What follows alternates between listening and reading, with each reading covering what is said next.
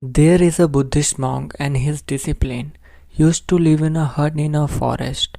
The Buddha monk was old and his discipline was still young. The old Buddhist monk was a very knowledgeable person. When he sat down to meditate, he would meditate for 2 days. Monk had a very unique power because he could even see the future in a state of meditation. One day when he was meditating, he saw that his student would die on 8th day from today. He told his student, I am giving you a leave for 7 days, so you can go and stay at your home for 7 days. He happily said, yes, I do feel like meeting my family for last several days. He said smilingly. Monk said, okay, then you can go now.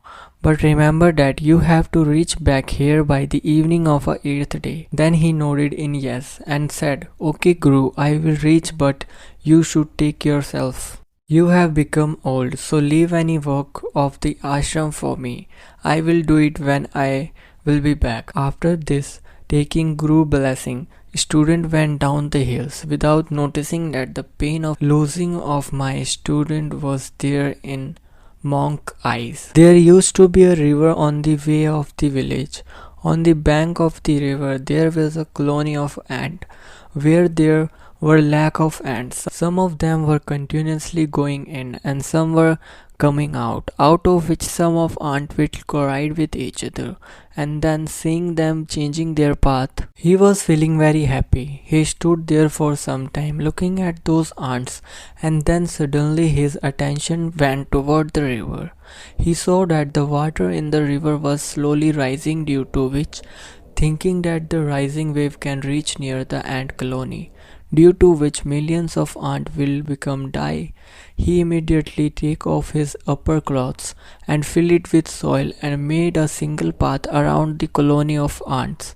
With such a great architect, make a small drain by cutting the soil properly, so the water coming from the wave goes back to the river through the drain.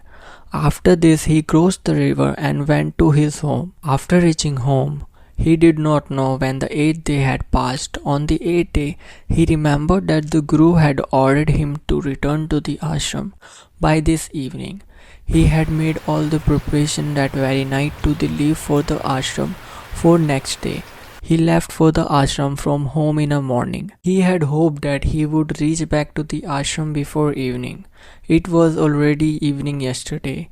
His Guru was sitting in the ashram thinking that today is the 9th day and by now his student would have left this world. He was very sad about him, so that he could not see his student for the last time before dying.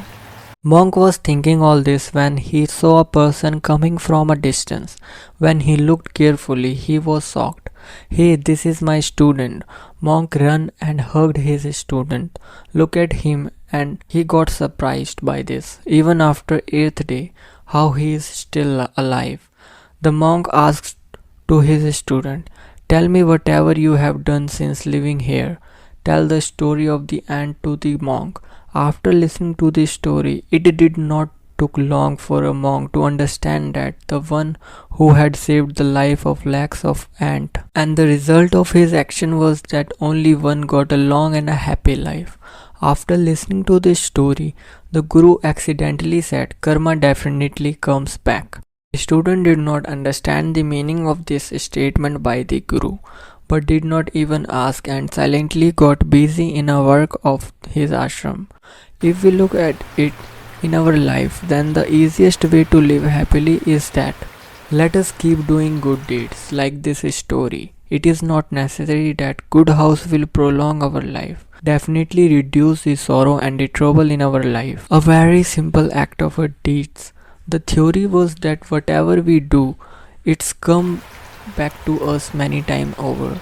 Whatever it is good or bad deeds, both come back to us in manifold forms. To do good deeds, it's not necessary that we should have money, and not only saving someone's life is called a good deed.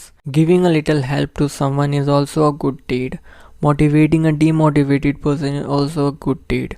Consoling another person is also a good deed. Overall, if we help someone, that is in good deed. Overall, if we help someone, then it is a good deed.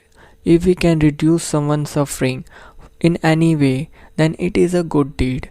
Just like doing wrong deeds make us feel bad and sad, in the same way doing good deeds make us feel happy. Hence we are happy in our life.